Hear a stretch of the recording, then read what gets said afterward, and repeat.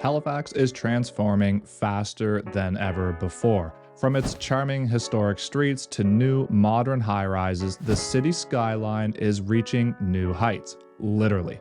Whether you want more height in Halifax or not, it's coming. Recent zoning changes have allowed for more density and more height throughout the city, so this is going to greatly impact future developments throughout the HRM. In today's video, I'm going to be looking at 3 new developments that are breaking the barrier in terms of height in the city. And make sure you stick around until the end, because the last one on this list that I'm going to talk about today is officially the new tallest building in Halifax. Now, just before I get into it, if you're new here, my name is Andrew Stevens. I'm a realtor in Halifax, and if you want to be educated on the Halifax real estate market, then hit that like button and hit that subscribe button. And if you want to book a call with me, if you're thinking about making a move in the HRM, you can reach out to me anytime in the Calendly link below. Number 1, Skye Halifax. This one has been in the works for a very long time. In fact, the original proposal was first brought forth by United Golf in 2005. This is a mixed-use hotel and apartment complex on Hollis Street in downtown Halifax that's recently been approved for 21 stories and approximately 69 hotel rooms and 349 residential units, along with retail space on the ground level. This development at one point was known as the Twisted Sisters, and several submissions were looked at since the original approval in 2005, which was then appealed by a local heritage group. And then in 2012, it was pitched as 2 44-story towers, which was rejected. This site is currently a parking lot, and I'm not sure exactly what that completion date will look like. My opinion of this one is that personally, I like this development overall. I think the height makes sense where it's at in the city in terms of sight lines from, up where Citadel Hill is and higher up the hill. But overall, I think that I like the look of this development. I'm not sure what I think about the clock on the outside, but it could be cool depending on how it all comes together.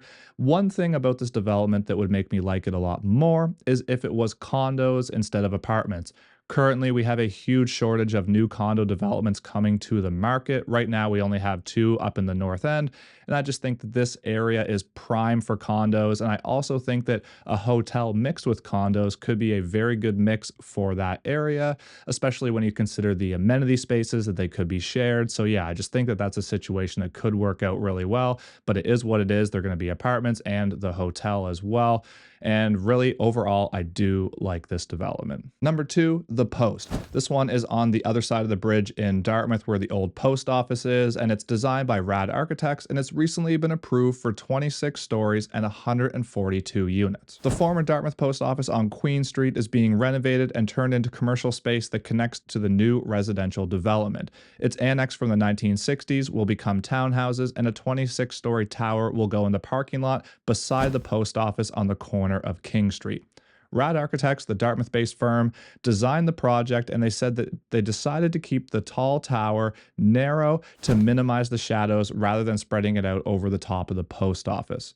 Nearby residents raised traffic concerns, saying that the 64 underground parking spots likely won't be enough and it will worsen the neighborhood's street parking situation.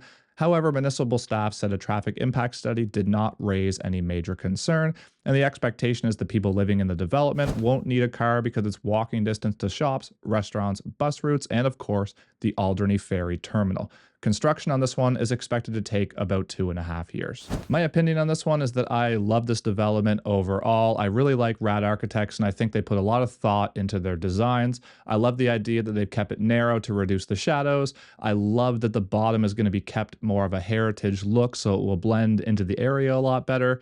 I think with the height here, it is going to look a little bit out of place, but a lot of these taller developments that we're not used to seeing in the past in Halifax are going to look a little bit out of place in the areas where they're just kind of the first one in that area.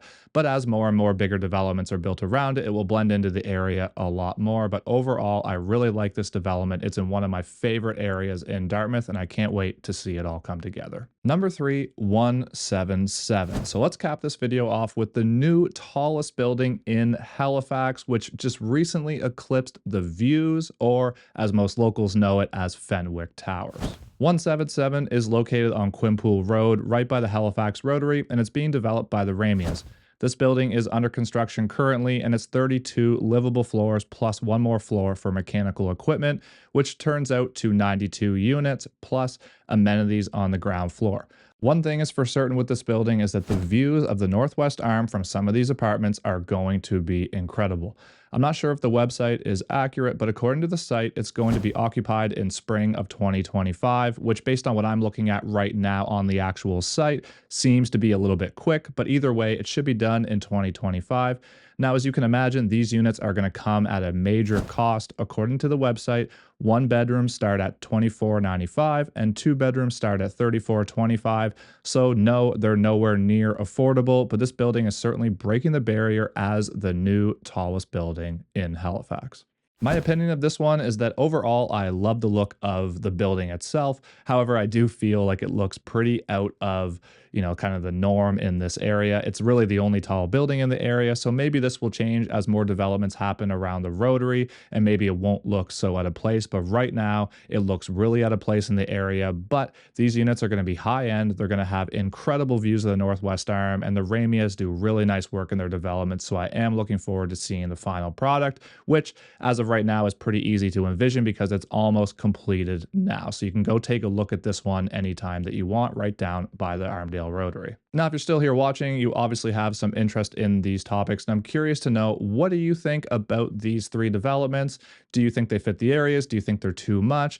Or what do you think about the new height allowances in general? So this is up to 40 stories in some areas, which I know a lot of people watching this video may think is a little bit high for Halifax standards, but this is happening. The change is coming, whether you like it or not. But I'm curious, what do you think? Drop it in the comments below. And if you're still here watching and you got any value out of this video, all I ask is that you hit that like button and you hit that subscribe button so you don't miss any of my future content.